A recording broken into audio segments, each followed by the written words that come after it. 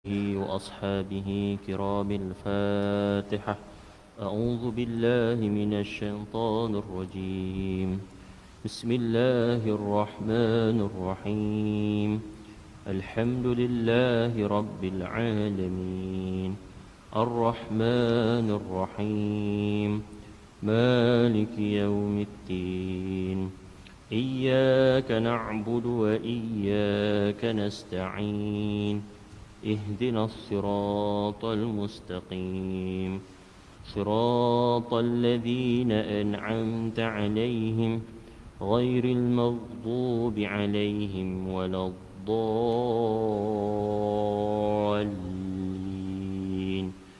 آمين.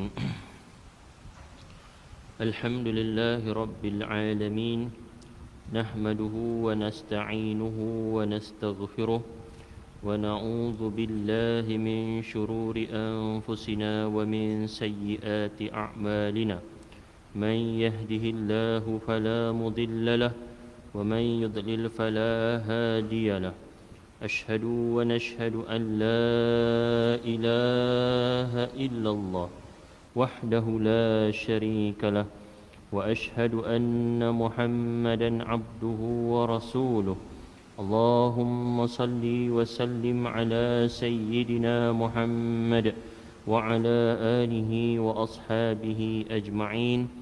قالوا سبحانك لا علم لنا إلا ما علمتنا إنك أنت العليم الحكيم.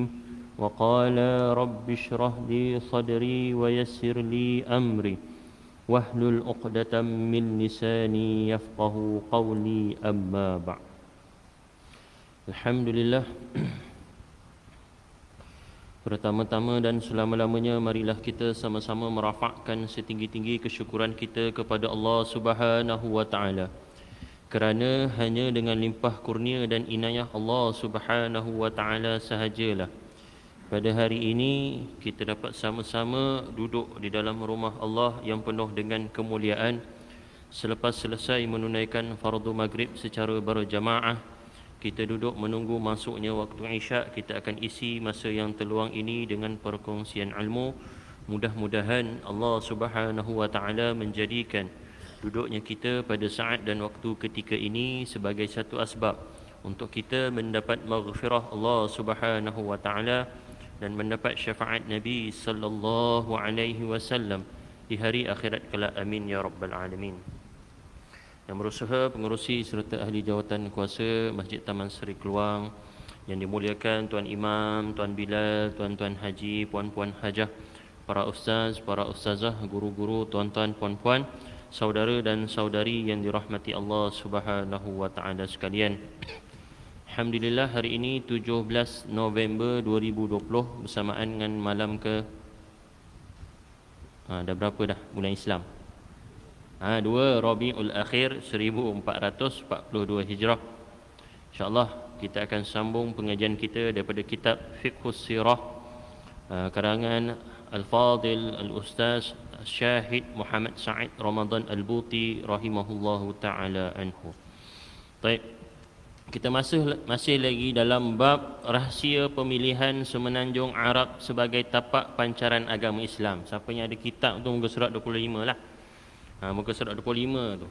Tu. Yang lepas kita dah bicara tanah Arab tu. Kenapa Allah pilih tanah Arab?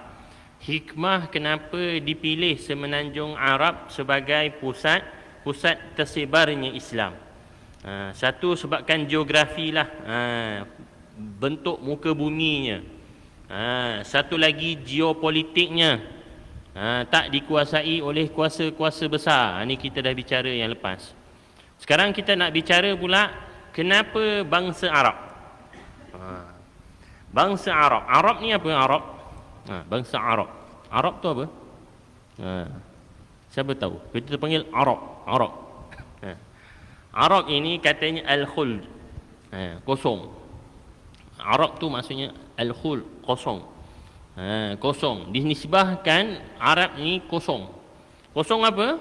Kosong daripada penguasaan boleh, kosong daripada sebarang kaitan boleh, kosong.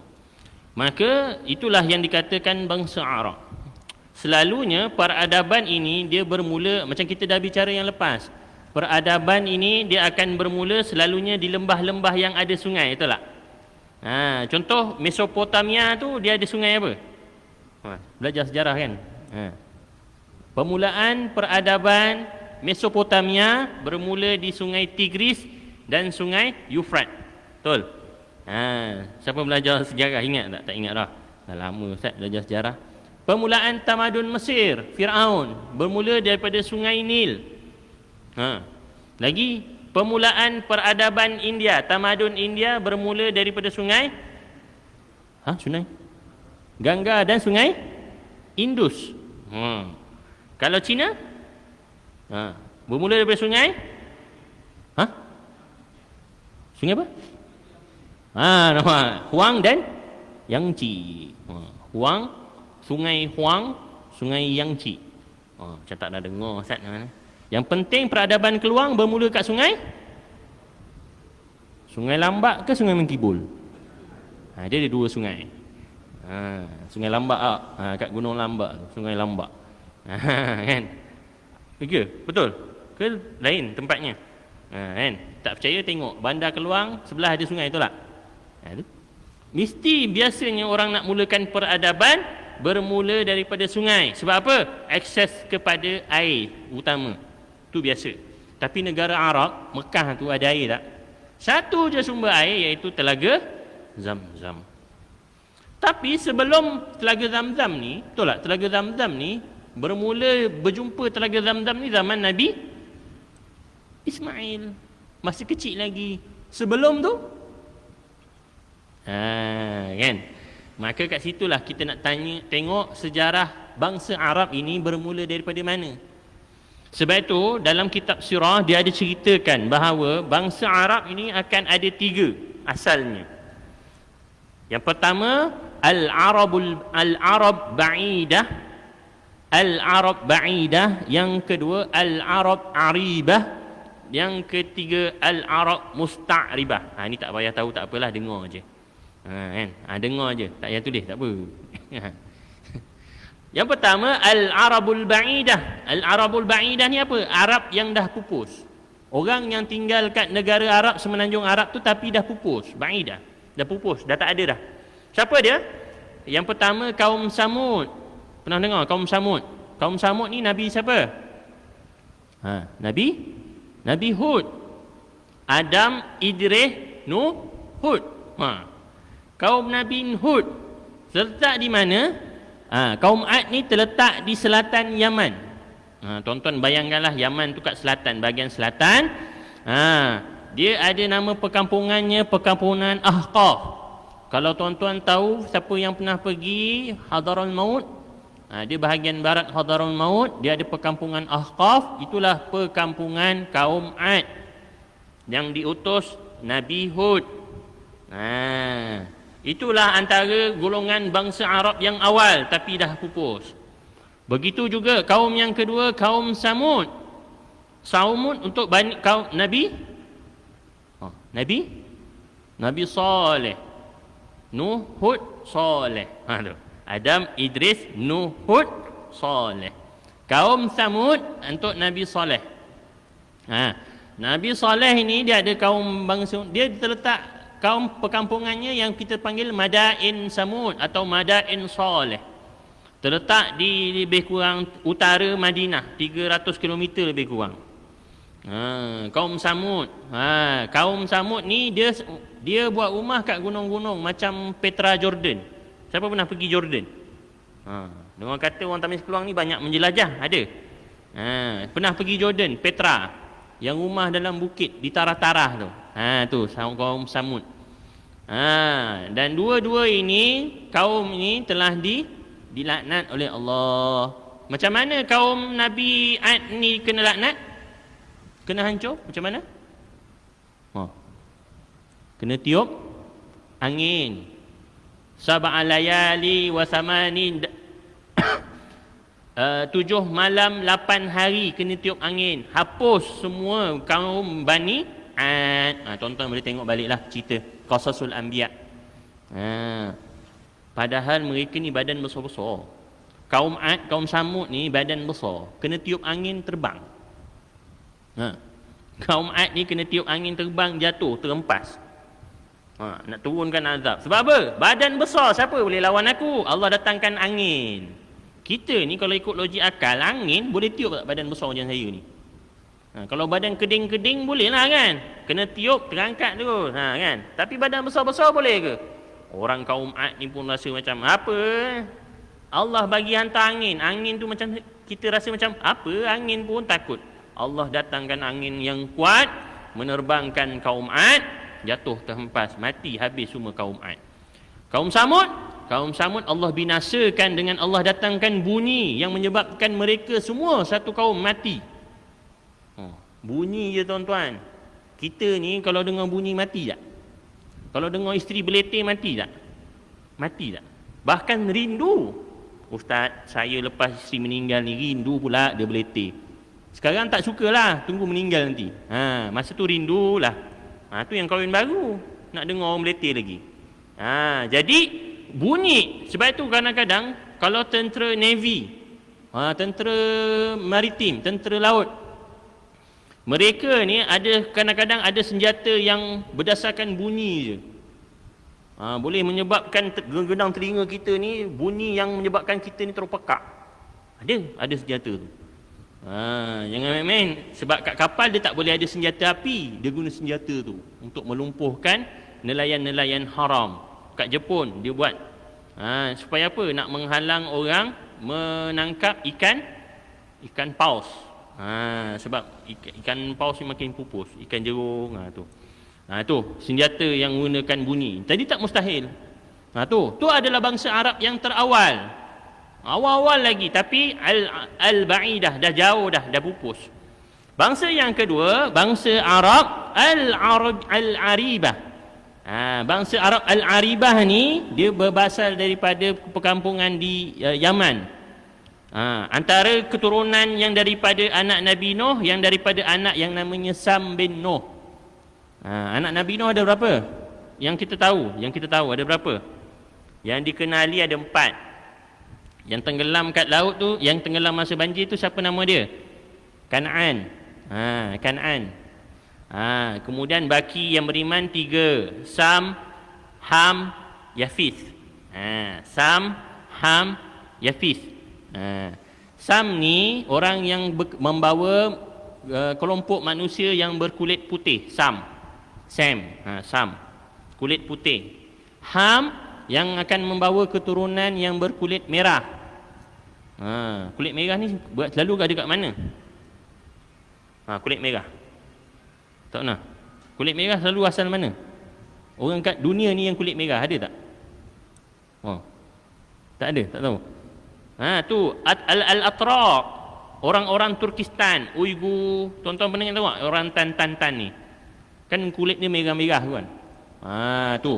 Orang-orang Atraq, bukan orang Turki orang Atraq yang ada Tan kat atas tu. Dia kulit-kulit merah. Yang kedua Yafis. Yafis ni membawa keturunan kulit hitam, iaitu di benua Afrika. Baik. Kita ni sebenarnya kalaulah anak Nabi Nuh ni dia membawa kulit-kulit yang sedemikian, Nabi Nuh daripada Nabi Adam sampai Nabi Nuh ni warna kulit dia warna apa? Dah kalau anak macam-macam warna, dia warna apa ni? Macam mana boleh terbit 3 warna ni? Ni ada teori. Tuan-tuan kena kadang-kadang belajar juga benda ni kan. Siapa yang pernah dengar Ustaz Auni tahu lah. Ni teori.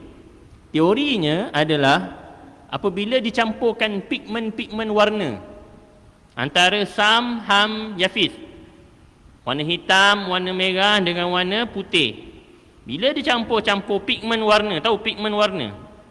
Dia bukannya warna yang berdasarkan warna pancaran cahaya, macam yang taruh kat prisma keluar 7 warna pelangi, bukan. Dia yang kat printer tu. Pigmen-pigmen warna yang ada kat printer. Cian, magenta dengan apa lagi satu? Apa? Kuning. Cian, magenta, kuning. Ya gitulah. Cian magenta tu siapa yang ada printer kat rumah tahulah warna apa. Warna-warna tu bila dicampur pigmen-pigmen warna tu antara hitam, merah dengan putih, maka dia akan jadi macam kulit kita ni, sawo matang. Teorinya berkemungkinan daripada Adam sampai Nuh, warnanya macam warna kita ni. Jangan bangga pula. Tak. Teori. Macam teori inilah. Bahtera Nabi Nuh. Bahtera Nabi Nuh. Pernah dengar tak kat YouTube ke, kat Facebook ke, bahawa bahtera Nabi Nuh ni datang daripada Nusantara? Tak pernah dengar. Kenapa boleh ada teori tu? Ketika mana orang artifak mengambil sampel yang dikatakan di bahawa pergunungan Ararat itu ada bahtera Nabi Nuh. Katanya bahtera Nabi Nuh tu terdampar, berlabuh di pergunungan Ararat selepas banjir. Itu pun teori juga. Sebab apa? Ke atas gunung tiba-tiba ada serpihan kayu, dia ada bentuk. Bentuknya macam bahtera besar. Diambillah sampel kayu. Tuan-tuan tahu tak tu kayu apa? Teak wood. T-E-A-K wood. Teak wood ni apa? Kayu jati. Kayu jati ada kat mana? Hanya di tanah yang bersifat tropikal. Contohnya Nusantara yang paling banyak. Tu kat Kalimantan banyak, kat Pahang ada. Macam mana diorang tahu teak wood? Diorang tengok berdasarkan tahun. Macam mana nak kira umur pokok? Pernah tanya, siapa kat sini Jabatan Hutan? Kan? Macam mana nak tahu umur pokok? Siapa yang kerja jabat hutan tahulah. Yang duduk ranger hutan, yang tahan lori balak, tengok umur pokok ni berapa. Dia tengok pada gelong-gelong di dalam pokok tu. Betul? Dalam pokok dia ada gelong kan? Kat pulpa dia gelong. Kita boleh tahu satu gelong tu mewakili satu tahun. Kadang-kadang gelongnya ada yang tebal, iaitu musim hujan. Kadang-kadang gelongnya nipis, dia adalah musim kemarau. Jadi kadang-kadang gelong tu berlapis, tebal nipis, tahulah umur tu berapa, umur pokok tu. Dikira berdasarkan tu. Maka tengok kayu yang ada gelong tu adalah kayu yang didapati daripada Nusantara. Adakah Nabi Nuh berasal daripada Nusantara? Yang itu teori. Itu teori. Sebab kita tak nak cerita, sebab ni tak ada dalam hadis, tak ada dalam Quran. Ni teori sahaja. Sebab tuan-tuan tak akan jumpa kayu jati kat Afrika. Kat mana? Kat Arab. Tak jumpa kayu jati kat Eropah. Yang ada kat Keluang tu lah, perabot jati. Kedai perabot jati. Kan? Nak kata kat Nusantara ada jati. Itu teori sahaja. Kita tak tahu. Baik. Maka itu adalah Arab yang bersifat aribah. Arab yang dikatakan datang daripada keturunan Sam bin Nuh. Di selatan Yaman. Itu yang nanti kita cerita nanti kemudian. Yang seterusnya, yang ketiga, Al-Arabul Musta'ribah. Arab yang macam Arab tapi dia bukan Arab. Tapi dah nampak macam orang Arab. Contoh, kat Keluang, ada tak orang yang Melayu? Memanglah ramai orang Melayu. Tak, dia bukan Melayu, dia Jawa. Tapi nampak Melayu. Betul tak? Dia sebenarnya Jawa. Tapi Melayu lah. Melayu. Betul tak? Ke Jawa tu adalah keturunan Melayu? Cepat. Siapa boleh jawab? Melayu is Melayu, betul? Yang Jawa adalah Jawa, betul? Tapi sebab satu rumpun. Kalau katalah Jawa Melayu, orang Melayu faham Jawa tak? Wes mangan opo urung?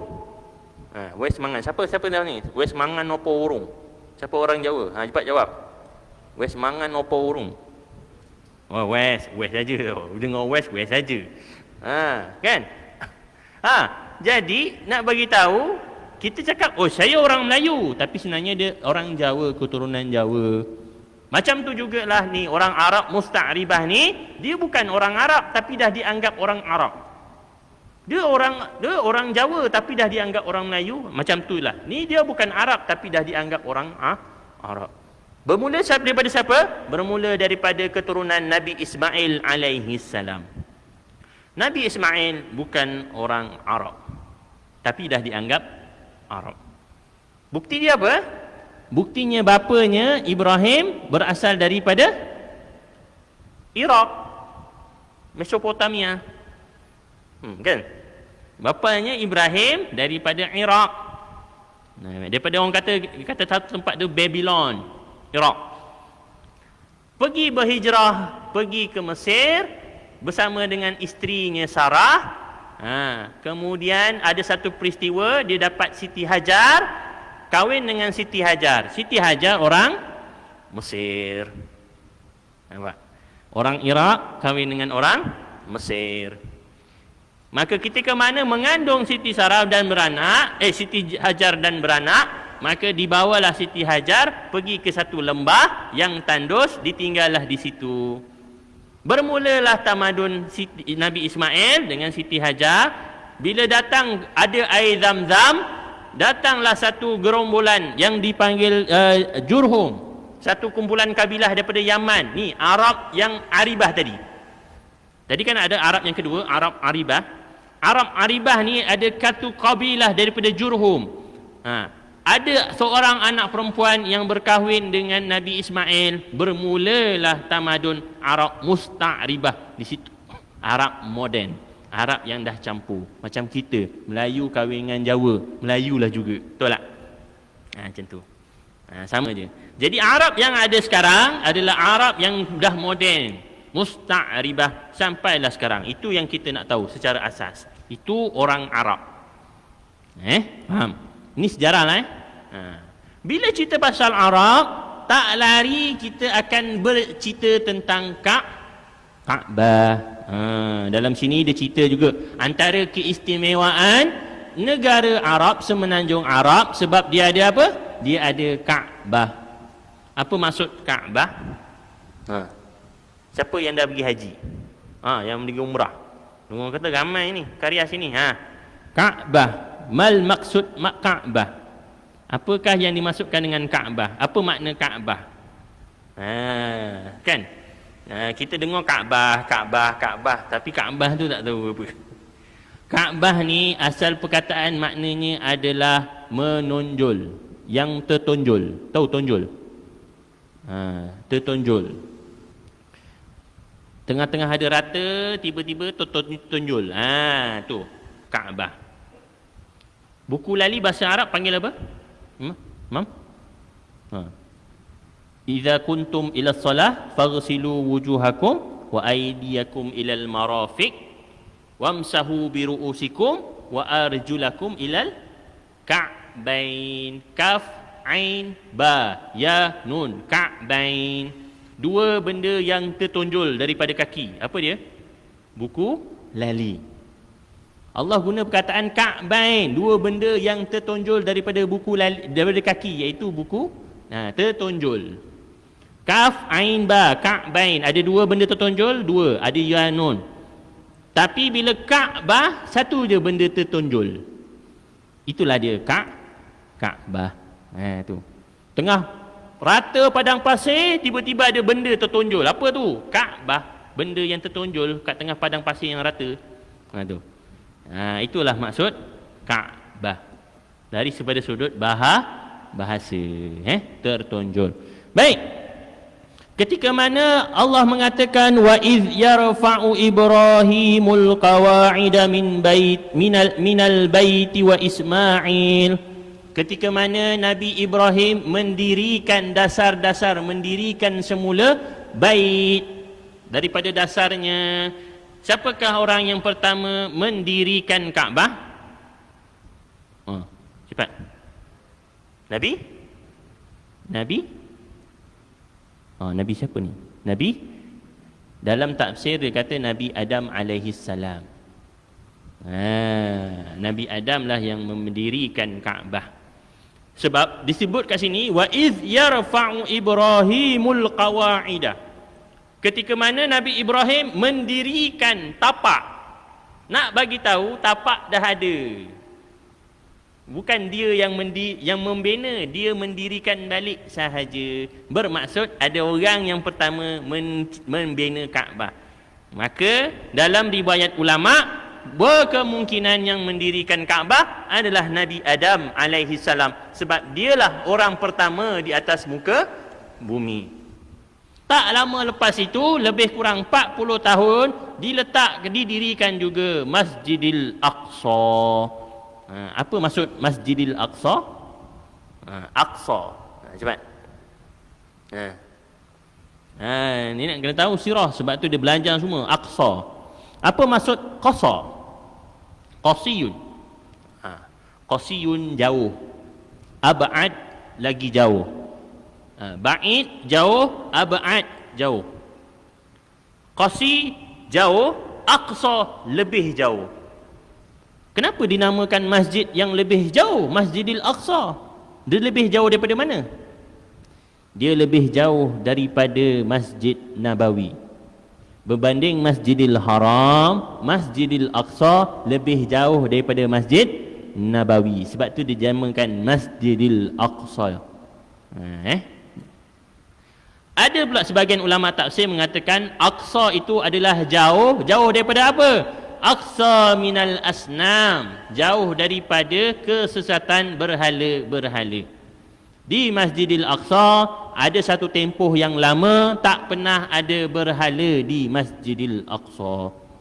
Sebab tu dinamakan Masjidil Aqsa. Okey, baik. Maka ada riwayat yang kedua, siapakah yang mendirikan Kaabah, membina Kaabah? Adalah malaikah. Kemudian macam mana boleh adanya Kaabah tu? Wada'a linnas. Sesungguhnya Kaabah tu inna awwala baitin wudi'a linnas. Wudi'a diletakkan. Ada sebagai riwayat kata malaikat membawa Kaabah tu sebiji letak. Sebab apa? Wudi'a diletakkan. Perkataan wudi'a linnas diletakkan. Sebab tu ada sebagian kata yang membina adalah para malaikat. Baik. Tu cerita pasal Kaabah. Baik, Kaabah, tuan-tuan kalau melihat Kaabah yang ada sekarang bukanlah Kaabah yang sebagaimana Nabi Ibrahim bina semula. Tuan-tuan yang ada sejarah, yang tuan-tuan kalau dengar sejarah Kaabah ni dah banyak kali runtuh. Bila kali runtuh? Pertama? Pertama runtuh bila? Masa banjir Masa banjir Nabi Nuh. Itu yang pertama. Bila runtuh disebabkan banjir Nabi Nuh, nak kata banjir Nabi Nuh ni dahsyat sampai Kaabah pun boleh runtuh. Maka dibina semula oleh Nabi Ibrahim dengan anaknya Ismail. Faham? Itulah yang pertama kali bina semula oleh Ibrahim dan Ismail. Kemudian ada kali kedua runtuh bila? Bila? Ustaz ni tanya macam budak sekolah lah tanya. Habis semua kena soal. Saja nak tanya peka. Bila runtuh? Bila Nabi berumur 35 tahun. Pernah tak dengar sejarah banjir di Mekah? Siapa nak taruh Hajarul Aswad? Siapakah yang pertama kali masuk masjid? Kita bagi dia ni sebab bergaduh kabilah nak letak Hajarul Aswad tu. Nabi dipilih untuk taruh Hajarul Aswad. Baik. Bermakna ketika mana Nabi belum dilantik jadi Rasul, Nabi Muhammad belum dilantik jadi Nabi, ketika itu pernah berlaku runtuhnya Kaabah pada umur Nabi 35 tahun. Disebabkan banjir juga. Siapakah yang nak membina tu? Siapakah yang membina Kaabah tu? Nama dia siapa? Orang yang membina Kaabah tu namanya Walid bin Mughirah. Walid bin Mughirah ni membina Kaabah ketika itu. Dialah orang yang diberikan kepercayaan untuk membina semula Kaabah. Tapi dia pun orang yang ada ilmu. Bukannya kosong-kosong Walid bin Mughirah ni. Dia kata apa? Bagi nak membina Kaabah, hendaklah digunakan batu daripada hasil yang suci. Sebab apa? Kalau batu daripada hasil yang tak suci, maka dia tak akan melekat di dinding Kaabah tersebut. Buktinya apa? Walid bin Mughirah dia ambil batu mana-mana, dia lekat, dia taruh tanah, batu tu jatuh sendiri, tak melekat. Tapi sebagaimana yang kita tahu, orang Arab jahiliah banyak harta haram ke halal? Ha. Haram ke halal banyak? Haram banyak. Sebab itu batunya tak cukup. Jadi Kaabah tu dibuat kecil sedikit. Sebab tak banyak batu yang halal. Batu tak banyak daripada sumber yang halal, banyaknya yang haram. Yang boleh lekat jadi Kaabah tu kena semua yang halal-halal sahaja. Maka itu yang menjadikan Kaabah dibina makin kecil. Kemudian dinaikkan sedikit pintunya supaya tinggi. Supaya tak semua orang boleh masuk Kaabah. Hanya setengah orang je boleh masuk Kaabah. Jadi kita tahu bahawa Kaabah yang dibina yang sekarang yang antara awal ni adalah Walid bin Mughirah punya idea disebabkan kurangnya batu. Sebab itu maqam Ibrahim kat luar, betul? Hijr Ismail kat luar, betul? Sebelum ini maqam Ismail di dalam Kaabah. Maqam Ibrahim dalam Kaabah. Nabi Ibrahim dia bina. Maqam ni bukan kubur Maqam ni qama, berdiri. Maqam tempat berdiri. Nabi Ibrahim ketika mana nak taruh batu kat bahagian atas, dia berdiri kat tempat tu nak taruh batu. Tu dipanggil maqam Ibrahim. Maqam Ibrahim, Nabi Ibrahim buat rumah daripada dalam Kaabah. Bukan daripada luar, daripada dalam. Macam tuan-tuan kalau yang bina rumah, kalau ikat batu tu daripada dalam, daripada luar. Senang daripada dalam. Faham? Sebab luar kalau kotor kalau macam menggerutu sikit tak apa. Yang penting dalam tu biar licin, biar smooth. Faham? Nampak? Jadi daripada dalam. Jadi yang ada tuan-tuan sekarang tengok Hijr Ismail kenapa melengkung? Sebab orang Arab tak tahu kat mana dia punya corner dia. Dah lah tak cukup batu. Jadi buatlah Hijr Ismail macam tu, melengkung. Jadi kawasan situ kalau sembahyang dalamnya dikira sembahyang dalam Kaabah. Boleh? Siapa yang mutawif pernah pergi umrah dia tahulah cerita ni. Okey. Itu kali kedua. Yang menyebabkan batu Hajarul Aswad tinggal nak taruh, maka ketika itulah berlakulah perbalahan antara kabilah-kabilah kat Mekah. Siapa nak taruh Hajarul Aswad? Maka datanglah Nabi ketika itu sebab dibuat undian siapa orang pertama masuk kawasan Kaabah, kita ambil dia, pilih siapa orang yang boleh taruh.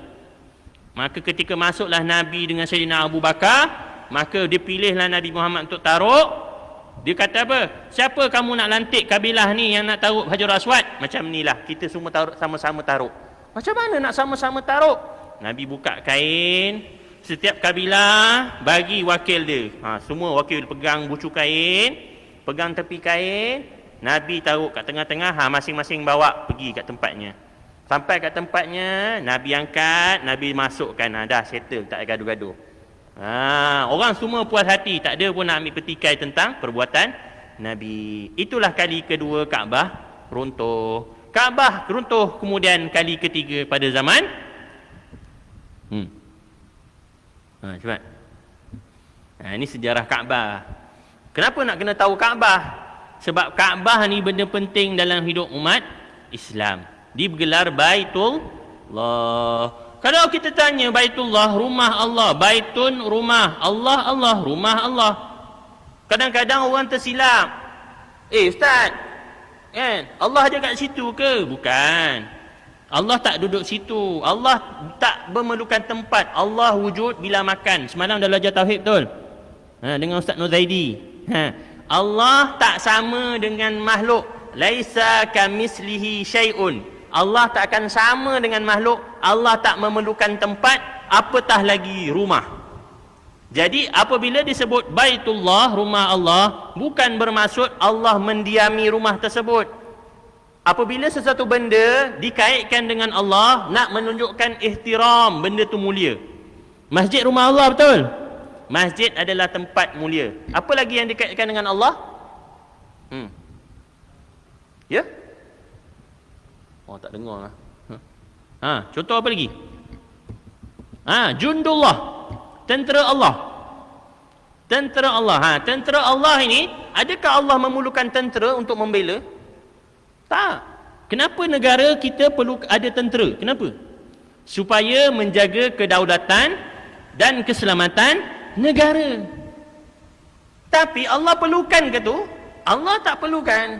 Tapi kenapa dipanggil Jundullah, tentera Allah? Supaya nak bagi tahu tentera ni mulia. Apa lagi? Orang yang menghafaz Quran, Allah kata ahlullah, keluarga Allah. Adakah Allah ada keluarga? Lam yalid wa lam yulad. Macam mana boleh ada keluarga? Nak bagi tahu bukan ahli keluarga Allah. Dia adalah ahli yang dimuliakan sebab menghafal Al-Quran. Dulu zaman Yazid, zaman Muawiyah bin Abu Sufyan, Saidina Muawiyah pernah nak taruhkan nama harta-harta yang ada dalam Baitul Mal tu malullah, harta Allah. Tapi para sahabat tak bersetuju. Para sahabat kata apa? Ya Muawiyah, jangan taruh malullah. Kalau tak, siapa? Kita nak audit dengan siapa? Sebab harta Islam, harta ni kena ada audit. Zaman dulu dah ada audit, bukan zaman sekarang je baru ada audit. Zaman dulu dah ada audit. Berapa yang masuk, berapa yang kena keluar. Kalau kita panggil tu harta Allah, kita nak audit dengan siapa? Allah? Tak boleh. Maka tukarlah nama Malul Muslimin, harta orang Islam yang namanya Baitul Mal, harta orang Islam. Jadi kalau ada benda yang dihubungkan dengan Allah, bukannya Allah punya, tapi nak mengihtiram Baitullah, rumah Allah, rumah yang mulia. Saifullah, siapa yang dapat gelaran Saifullah? Saidina Khalid Al-Walid, Saifullah, pedang Allah. Adakah Allah memerlukan pedang? Tak. Nak bagi tahu mulianya Khalid Al-Walid, seumpama pedang. Pedang yang mulia. Tengok tuan-tuan, Khalid Al-Walid dia mati di pembaringan. Dia wafat di pembaringan, dia tak mati syahid. Sebab digelaran Saifullah. Kenapa? Dah kalau pedang Allah, siapa yang boleh kalahkan? Makhluk. Faham? Hanya Allah boleh mengalahkan Saifullah. Sebab tu dia tak ni. Khalid Al-Walid, walaupun banyak perang dia pergi, dia tak mati syahid. Sebab apa? Gelaran dia Saifullah. Pedang Allah yang tak boleh kalah. Orang tak boleh kalahkan yang namanya pedang Allah. Baik.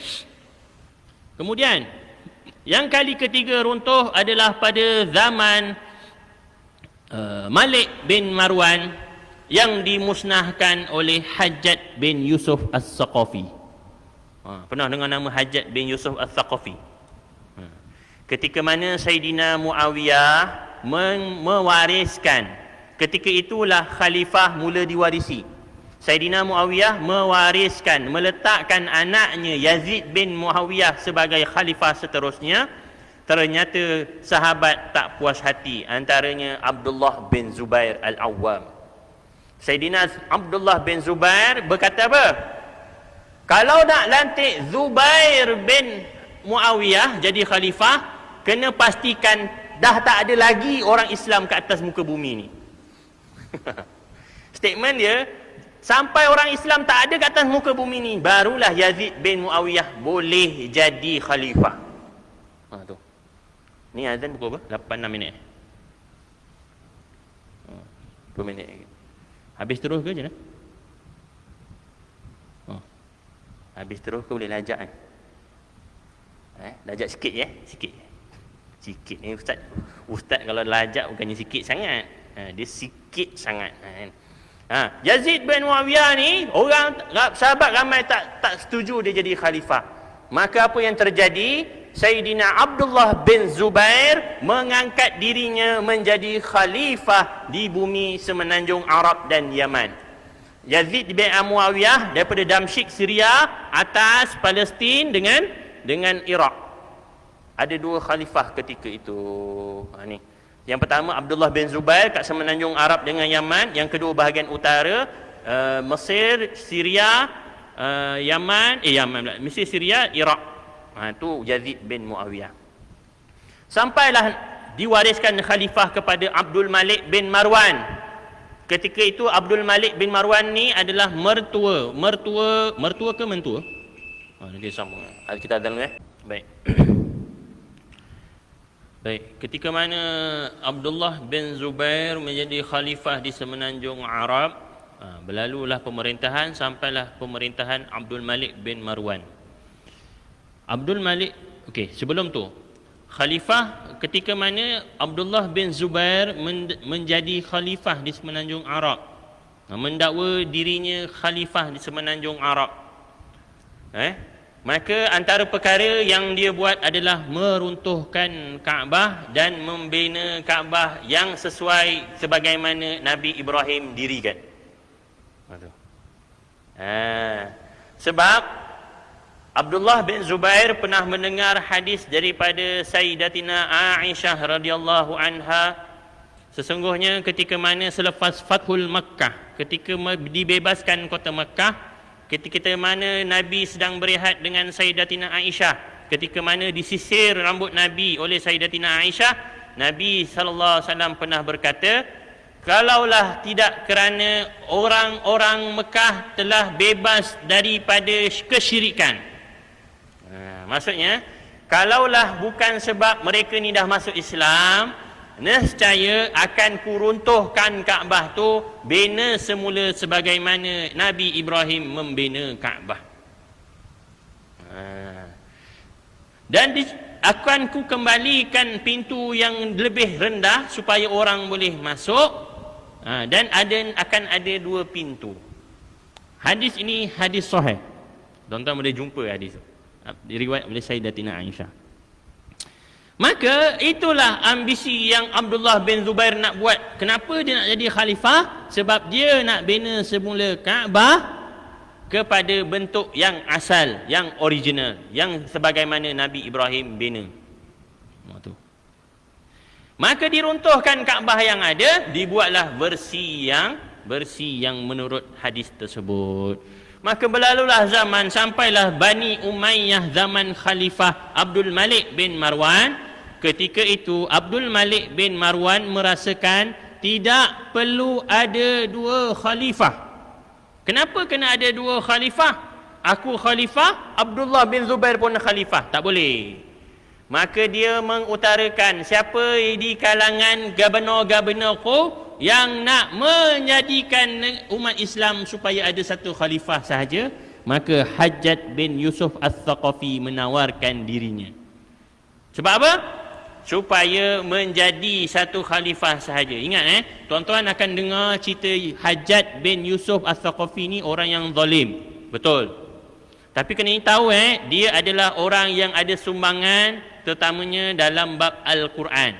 Dia hafiz Al-Quran. Jangan main-main dia hafiz Al-Quran.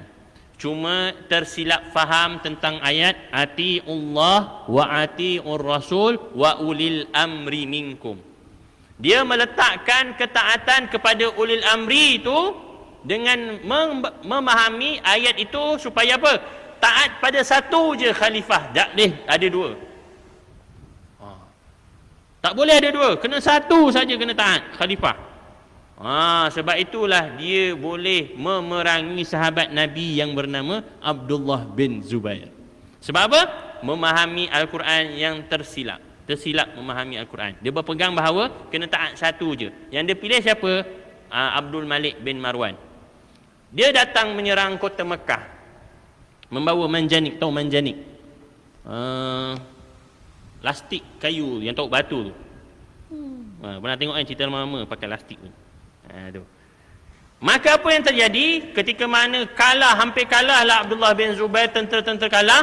Abdullah bin Zubair antaranya berlindung di sebalik Kaabah, dan tanpa ragu-ragu Hajjaj bin Yusuf Al-Thaqafi menyerang Kaabah terus, menyebabkan syahidnya Abdullah bin Zubair. Wafat di situ. Runtuh Kaabah. Bahkan ada yang sisa-sisa baki, dia kata apa? Runtuhkan semua, jangan ada sisa, runtuhkan. Sesungguhnya Abdullah bin Zubair dah buat bid'ah. Dia boleh kata sahabat Nabi buat bid'ah. Dia kata Abdullah bin Zubair buat bid'ah. Ini tak pernah. Kalau betul Nabi kata, kenapa Nabi masa buka Mekah tak runtuhkan Kaabah? Ini Abdullah bin Zubair dah buat bid'ah. Dia kata, runtuhkan, kembalikan pada asal ketika mana Nabi masih hidup. Dibuatlah balik rupa yang asal sebagaimana Walid bin Mughirah bina.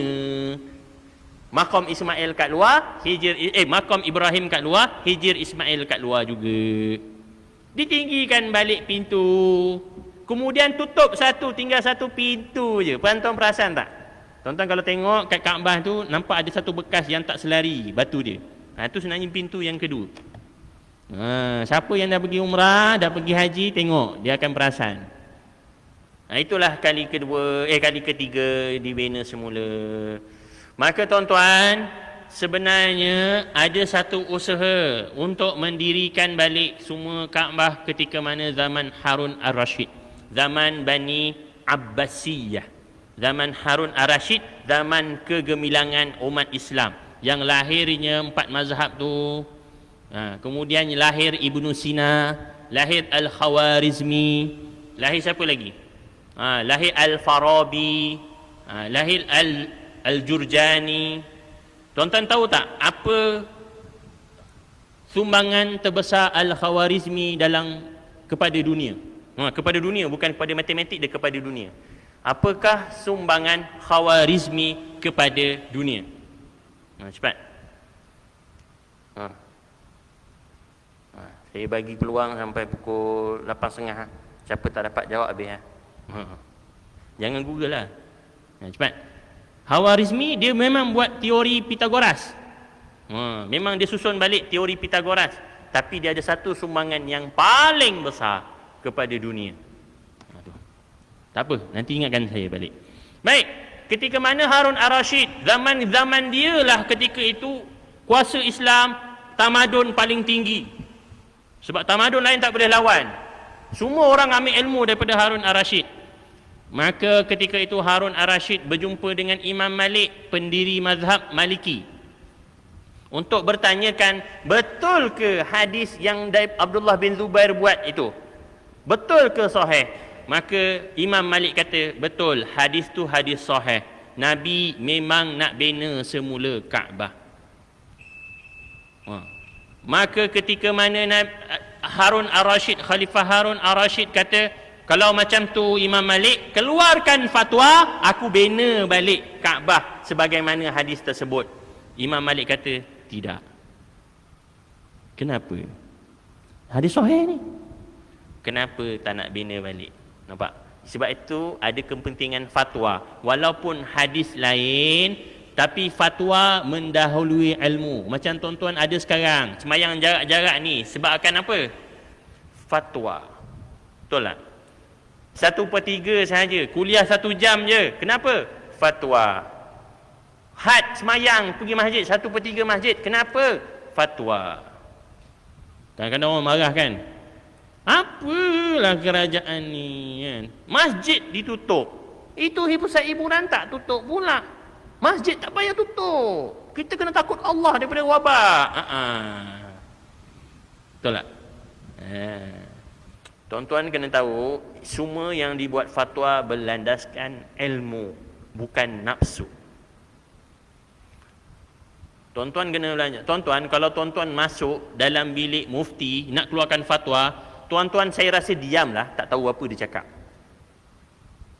Tiba-tiba dia dengar, kalau ikut Sadduz Zara'i, tak boleh benda ni. Sadduz Zara'i, benda tu. Asyara' min qablina, benda tu. Kita kena ambil dalil daripada istihsan. Apa istihsan? Istishab, apa lagi? Al-syara' min qablina, apa tu? Kita tak tahu. Itu istilah-istilah dalam usul fiqh. Kita tak tahu, tapi sembang macam kita lagi hebat kan. Itulah penting. Sebab tu tuan-tuan, fatwa dikeluarkan berdasarkan keadaan semasa dan kena ada hadis dan sunnah juga. Tuan-tuan, orang marah tu lah. Kenapa semayang jarak? Ni semua Freemason, Illuminati. Pernah dengar kan? Ini semua Dajjal ni, Freemason ni jarak ni. Sebagaimana ni? Okey. Tak, Nabi tak pernah semayang jarak-jarak macam ni. Semua rapat. Mana ada dalil sunnah Nabi semayang jarak-jarak macam ni? Betul, baik. Itu sunnah yang pertama, rapatkan saf, sunnah hadis. Tiba-tiba ada lagi satu sunnah, iaitu sekiranya datanglah kepada kamu wabak, larilah kamu sebagaimana kamu berjumpa dengan singa. Sekiranya kamu didatangi wabak, larilah macam kamu berjumpa singa. Sekarang kita ada wabak tak? Sekarang kita lari macam singa tak? Kenapa? Kata ikut sunnah. Nampak? Tu sunnah juga. Ada wabak lari, pergilah mana-mana. Kenapa tak ikut sunnah tu? Tu sunnah juga, sahih lagi. Maka kat sinilah yang memerlukan fatwa. Nak lari mana? Semua negara kena. Habis sabarlah. Tuan-tuan, kalau ikut fiqah, boleh tak tutup masjid? Boleh. Gugur tak semayang fardu? Gugur. Tuan-tuan, semayang hukumnya fardu? Fardu? Semayang tu fardu ain. Wajib bagi setiap orang. Sembahyang jemaah fardu kifayah. Sebahagian orang buat, lepas tak tanggungjawab? Lepas. Sekarang 6 orang semayang kat masjid, lepas tak fardu kifayah? So apa masalah? Fiqah dah lepas. Kenapa tuan-tuan marah? Sebab itu, benda yang dikeluarkan semua adalah menurut fiqah. Bukan fatwa mufti keluar suka-suka hati. Dari sudut fiqah, AJK saja semayang dah lepas fardu kifayah. Tuan-tuan, dalam mazhab Syafi'i, semayang Jumaat fardu ain bagi yang wajib, betul tak? Dalam fardu ain tu boleh gugur Jumaat sekiranya hujan. Bukan tuan boleh buka kitab. Kalau dah semayang Jumaat pun boleh gugur sebabkan hujan, Covid. Mana lebih besar mudarat? Hujan ke Covid? Covid lagi besar mudarat. Jadi itu kepentingan fatwa. Faham? Jadi tuan-tuan, kita ni termasuklah saya ni orang awam, orang yang tak mahir, orang yang tak hafal hadis sampai 1000, Quran baca pun tak faham. Bila orang keluarkan fatwa, mufti yang keluarkan, kita patuh je lah. Sebab apa? Sebab kita bukan orang yang faham agama macam mufti. Baik, balik. Kenapa Imam Malik kata tak payahlah, walaupun hadis sahih? Kenapa tak boleh runtuhkan Kaabah? Bina balik macam yang Nabi minta buat tu. Sebab kata Imam Malik, takut-takut keharmonian, keunggulan Kaabah terhakis. Betul tak? Nanti Harun Ar-Rasyid, kamu sekarang berkuasa, kamu runtuh Kaabah, buat macam kamu punya style. Nanti kamu jatuh, datang orang lain, dulu siapa buat ni? Harun Ar-Rasyid, runtuh, aku nak buat style aku. Jatuh orang tu, datang orang lain, runtuh, aku nak buat style aku, betul tak? Tak percaya tengok negara kita, tak payah jauh-jauh, betul tak? Dasar berubah kan? Ada orang pegang dasar yang dahulu-dahulu? Tak ada. Nak bagi tahu manusia, dia akan hapuskan identiti kerajaan dahulu, itu biasa. Jadi Imam Malik berpendapat, tak payah runtuh, nanti keunggulan Kaabah akan hilang. Sebab apa? Masing-masing sibuk nak runtuh diri dia punya style, betul tak? Betul. Maka Imam Malik kata tak payah runtuh, biarlah macam sekarang, walaupun yang buat macam sekarang adalah desain daripada Walid bin Mughirah, orang yang bukan Islam. Jadi itulah kepentingan kenapa nak kena ikut fatwa. Tuan-tuan jangan ni jangan tolak. Kita ni kena belajar ilmu agama. Sebab tu tuan-tuan, kalau ada tuan-tuan ada kelas fiqah, datang. Fiqah ni lah tuan-tuan, orang kata ni semua Illuminati, tuan-tuan. Kan orang Badui pernah jumpa Rasulullah. Ya Rasulullah, mata sa'ah, bilakah kiamat? Rasulullah tanya apa? Rasulullah jawab apa? Apa yang kamu dah sedia? Rasulullah tak bagi tahu bila. Rasulullah tanya, kamu dah siap apa? Kalau aku bagi tahu pun, kau dah siap apa nak menghadap kiamat? Yang penting, katakanlah Covid ni disebabkan Freemason sekalipun, tu semua kehendak Allah tak? Semua kehendak Allah. Sekarang ni macam mana nak siapkan diri menghadapi kiamat? Antara ulama kata menghadapi kiamat, persediaan menghadapi kiamat adalah belajar fardu ain. Iaitu tu fiqh kita ibadat. Sekarang ni fiqh kita dah sampai tahap mana? Saya kadang-kadang minta maaf bukan nak marah, bukan, tapi kesedaran bersama. Kadang-kadang ada sebahagian tempat, kadang-kadang saya mengajar, orangnya veteran. Bila saya buka balik bab fardu ain, bab air, dia marah. Ustaz, bab air ni saya dah tua Ustaz. Daripada kecil saya belajar air. Ni dah 78 belajar air lagi buat apa? Tuan-tuan, kita ajar bukan asas lagi dah, kita dah upgrade. Tuan-tuan, kita ujilah, kita uji. Nak tahu fardu ain kita ni tahap mana, kita boleh uji, tak ada masalah. Bab mandi junub. Tak maaf mandi junub. Semua dah mandi junub kan? Bukan maksudnya semua dah pernah mandi junub kan? Baik. Antara perkara yang menyebabkan hadas besar ada berapa? Cepat. Kita 8.30 je ni. Tak lama ni. Lepas ni nak jawab Khawarizmi pula. Saya memang suka bab fiqh-fiqh ni. Cepat. Siapa yang jawab 4 perkara mewajibkan mandi, angkat tangan. 5 6 7 8. Saya tahu semua tawaduk. Tak naklah nanti bangga pula kalau betul. Riak pula dalam hati, tak masuk syurga kalau riak ni. Okey, faham. Saya jawabkanlah 6 perkara wajib mandi. 6 perkara. 3 kongsi laki perempuan, 3 perempuan sahaja. Yang perempuan sahaja apa? Haid, nifas, wiladah, beranak. 3. Yang kongsi laki dan perempuan, keluar mani, berjima, mati. 6 perkara mewajibkan mandi. Yang lain jangan suruh mandi. Baik. Yang perkara mewajibkan mandi, yang pertama haid. Baik, haid. Ni suami-suami dah kahwin kan? Tahu tak haid? Saya bagi soalan. Kalaulah perempuan hari pertama keluar haid 12 jam, dia dikira haid ke tak?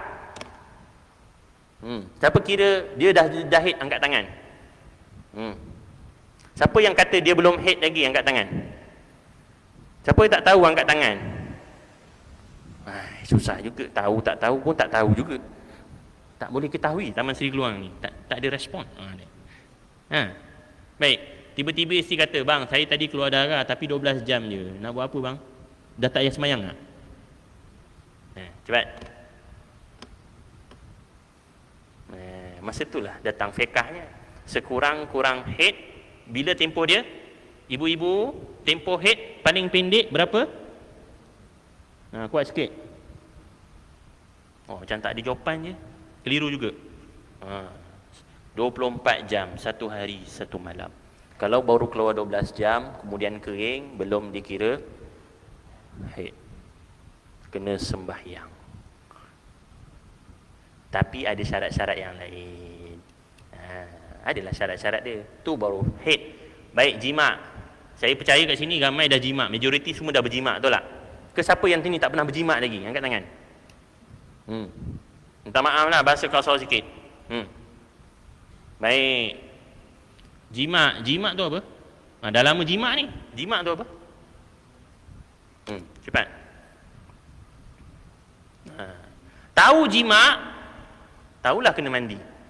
Ingat bukan main-main bab jima' ni. Sebab apa? Daripada jima' ni nak tahu nak jatuhkan hudud ke tak.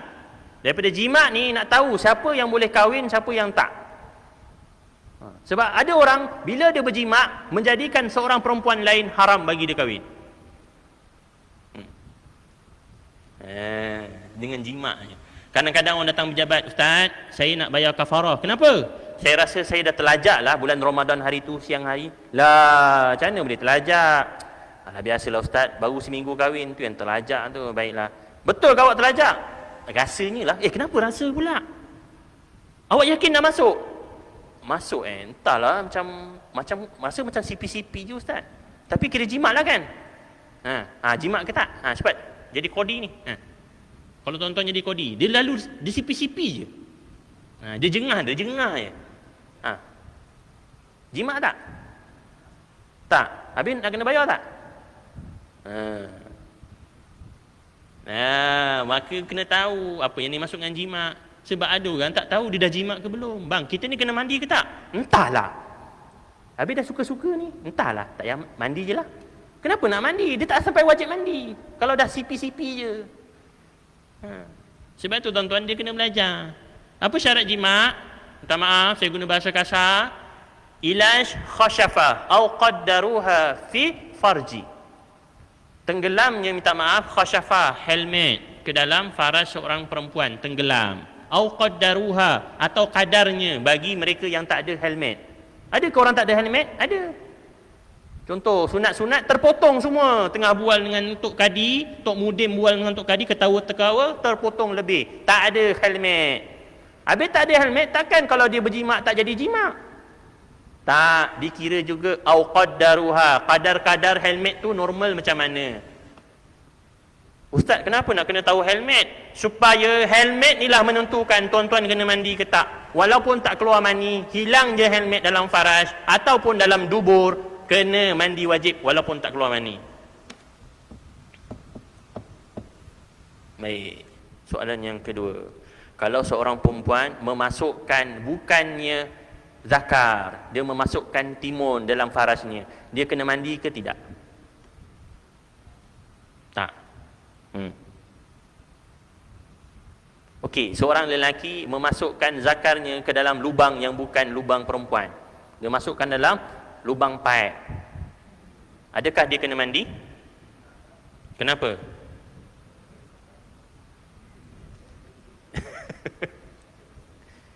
Oh, bab-bab ni jaga semua. Tadi ngantuk. Belajar sirah ngantuk. Bab-bab macam ni jaga. Biasa, faham. Baik, sebab itu ni tak kena mandi. Kalau tak keluar mani tak kena mandi. Begitu juga perempuan memasukkan benda yang bukan zakar ke dalam faraj, tak keluar mani, dia tak wajib mandi. Cuma ingat berdosa. Dosa tetap dosa. Baik, itu fiqh. Tuan-tuan jangan jemulah belajar fiqh ibadah Ustaz Salahuddin ni. Ustaz Salahuddin Said tuan. Jangan jemu. Belajar sebab setiap hari akan ada ilmu baru. Orang marah-marah, Ustaz apa belajar bab air, belajar bab jimat lagi ni. Dia ada cerita. Baik, orang yang memasukkan zakarnya ke dalam dubur kambing, mandi ke tak? Cepat. Orang yang berzina dengan binatang, dia kena mandi ke tak? Cepat.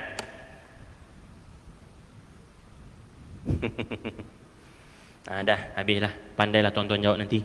Tanya dengan Ustaz Salahuddin Baik, cepat. Apakah sumbangan Khawarizmi kepada dunia? Tutup ni. Khawarizmi memperkenalkan kosong, sifar. Sumbangan terbesar adalah sifar. Sifar terbesar? Ya, sifar adalah sumbangan terbesar Khawarizmi. Kenapa? Tuan-tuan, sebelum Khawarizmi memperkenalkan sifar, kita guna nombor apa? Nombor Roman yang ada huruf I. I 1, 2I 2, 3I 3, 4 I V. V tu 5. Jadi 4. Bila V, I kat belakang 6, 7, 8. Macam tu. Tak ada kosong. Nombor kosong tak ada. Habis macam mana nak bagi tahu tu 100? Tu yang ada X 10, X 30. Kan pening. Disebabkan ada kosong, maka adalah titik perpuluhan. Barulah boleh ada titik perpuluhan yang menyebabkan boleh ada per. Kalau tak ada kosong, tak akan ada per itu. Nampak? Hebatnya Khawarizmi, kenalkan kosong saja. Tuan-tuan kalau belajar, pergi. Belajar sejarah. Kenapa tamadun Abbasiyah ni sangat-sangat maju? Sebabkan sumbangan ulama-ulama sangat memberi sumbangan kepada dunia, bukan sahaja Islam tapi kepada dunia. Wallahu taala a'lam bis-shawab. Bismillahirrahmanirrahim. Alhamdulillahirabbil alamin wassalatu wassalamu ala asyrafil anbiya'i wal mursalin سيدنا محمد وعلى آله وصحبه أجمعين. اللهم اجعل جمعنا هذا جمعا مرهوما وتفرقنا من بعده تفرقا معصوما ولا تجعل اللهم فينا ولا معنا ولا من يتبعنا شقيا ولا مترودا ولا محروما. اللهم أعنا على ذكرك وشكرك وحسن عبادتك. اللهم إنا نسألك علما نافعا ورزقا طيبا وعملا متقبلا. يا ربنا تقبل منا ما فعلنا به إنك أنت